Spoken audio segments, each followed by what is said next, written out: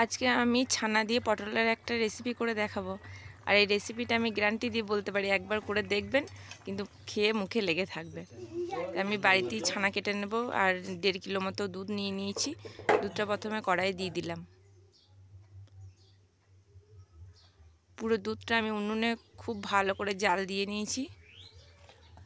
এই যে কতটা পুরো হয়ে এসেছে।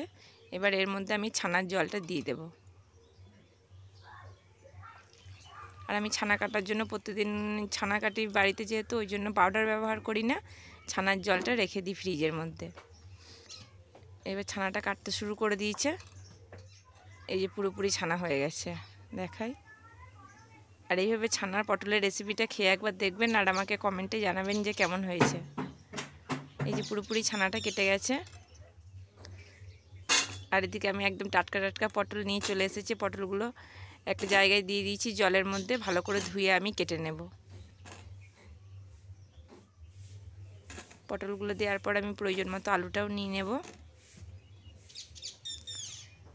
আর এখানে পটলটা কেমন কাটতে হবে একবার দেখিয়ে দিই। পটলগুলো ঠিক অল্প অল্প করে খোলা ছাড়াতে হবে, ঠিক এরকম খোলাটা রেখে। আর একটা পটলকে ঠিক দুভাগ করে নেব। একটা পটলকে আমি দুভাগ করে নিয়েছি।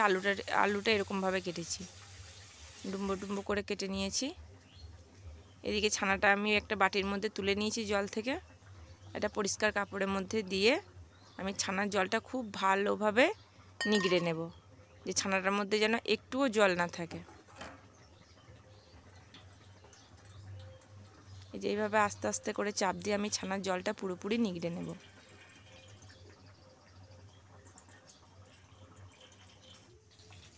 ছানার জলটা আমি পুরোপুরি নিগড়ে নিয়েছি। এর ছানাটার মধ্যে একটুও জল নেই। এবার হাত দিয়ে খুব ভালো করে মেখে নেব। এভাবে চেপে চেপে মেখে নেব। আর মাখাটা অনেকক্ষণ করতে হবে, ঠিক সন্দেশে মাখার মতো ছানাটা মেখে নিতে হবে। এবার হাতের মধ্যে এরকম বলের মতো নিয়ে এরকম গোল গোল করে নিয়ে তারপর চ্যাপটা করে দিতে হবে। এভাবে আমি অনেকগুলো ছানার বড়া করে নেব। সব ছোট ছোট বড়ির মতো আমি করে নিয়েছি। এই যে ছানার বড়াগুলো আমার সব রেডি হয়ে গেছে। এদিকে কড়াইয়ের মধ্যে দিয়ে দিয়েছি অনেকটা সর্ষের তেল। আর এখানে এই রান্নাটা করতে কিন্তু সর্ষের তেলটা একটু বেশি পরিমাণে ব্যবহার করতে হবে। এবার যে পটলগুলো ছিল পটলগুলো আমি ভাজতে বসিয়ে দেবো। আর পটলগুলো খুব ভালো করে ভেজে নেব, লাল লাল করে। আমার চ্যানেলে যদি রান্না ভালো লাগে, ব্লগ ভিডিও ভালো লাগে, চ্যানেলটা সাবস্ক্রাইব করে রেখে দেবে বন্ধুরা, পরবর্তী ভিডিও পেয়ে যাবে তাহলে। আর পরবর্তী ভিডিও পাওয়ার জন্য তো চ্যানেলটা সাবস্ক্রাইব করে রেখে দিও, লাইক করো, শেয়ার করো আর কমেন্ট করো। আমি সব কিছু রিপ্লাই দেবো। এবার পটলগুলো কীভাবে ভেজে নিয়েছি দেখো, খুব লাল লাল করে ভেজে নিয়েছি। আর এদিকে আলুটা আমি সিদ্ধ করে রেখে দিয়েছি। আলুটা কিন্তু এখানে ভাজিনি, আলুটা আমি সিদ্ধ করে রেখে দিয়েছি। এবার পটল ভাজার পর অবশিষ্ট যে তেলটা ছিল, সেই তেলের মধ্যে আমি ছানার বড়িগুলো সব একটা একটা করে দিয়ে দেবো। আর পটল ভাজার পর কিন্তু তেল সবসময় কালো হয়ে যায়, কিন্তু তেলটা খারাপ নয়, তেলটা ভালো। এই তেলের মধ্যে আমি ছানার বড়াগুলো দিয়ে লাল লাল করে ভেজে নেব। কিভাবে ভাজি একটু প্রসেসটা দেখতে থাকবে। এবার সব ছানার বড়াগুলো এক পিঠ হয়ে গেছে, এক পিঠ উল্টে দিয়েছি।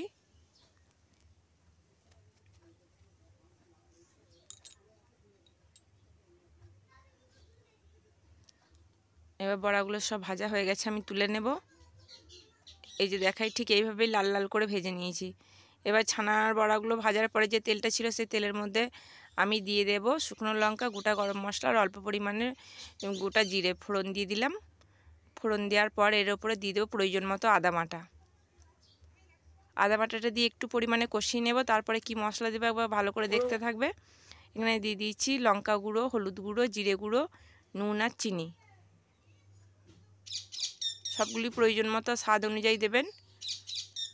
এবার এটার মধ্যে দিয়ে তেলের মধ্যে দিয়ে খুব ভালো করে কষাতে থাকবো।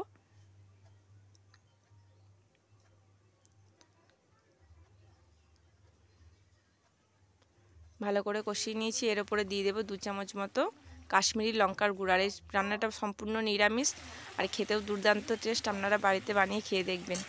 মশলাটা পুরোপুরি কষানো হয়ে গেছে। এরপর আমি আলু আর পটলটা এর মধ্যে দিয়ে দিলাম, দিয়ে খুব ভালো করে কষিয়ে নেব। আর কাশ্মীরি লঙ্কার গুঁড়োটা এই জন্যই দিলাম যেন এই রান্নার কালারটা ঠিক থাকে।